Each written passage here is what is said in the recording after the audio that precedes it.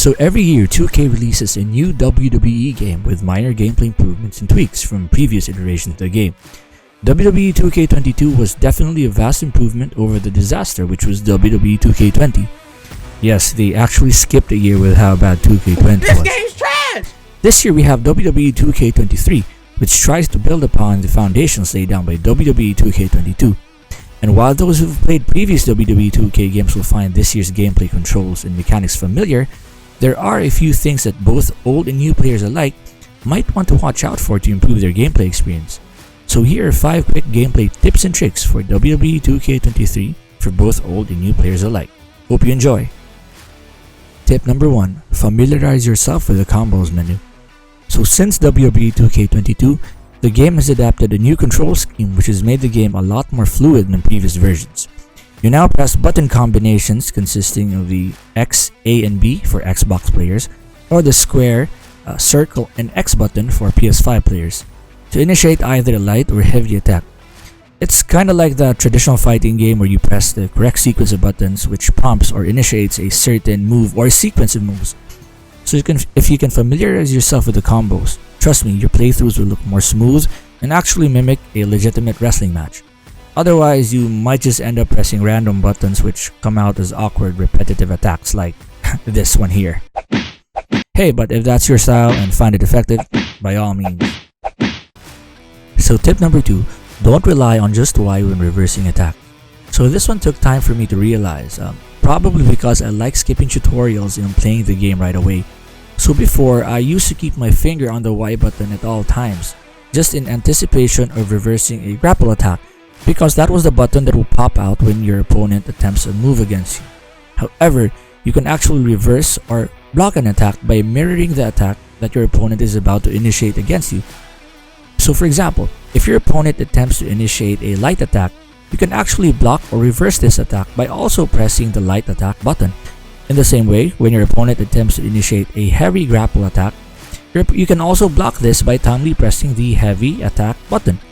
Knowing this allows you to counter more attacks effectively instead of just waiting for the Y button or triangle button prompt to appear. So tip number 3, dodge.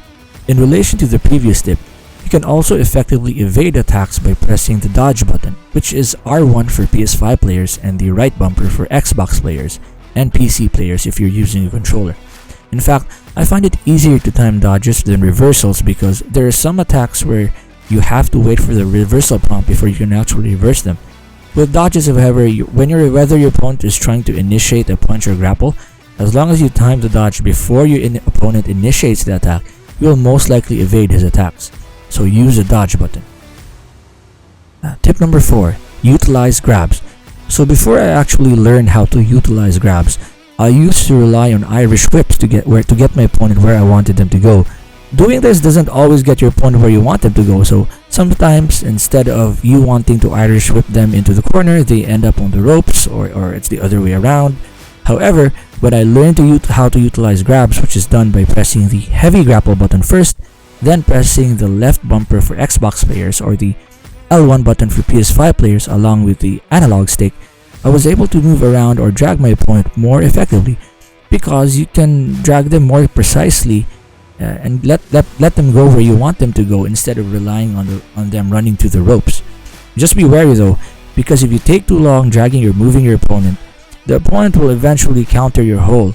So just be purposeful and know where you want to take your opponent and take them there quickly.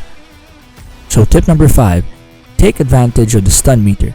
So this is also something I didn't really take advantage of when I started playing WWE 2k22 and 2k23.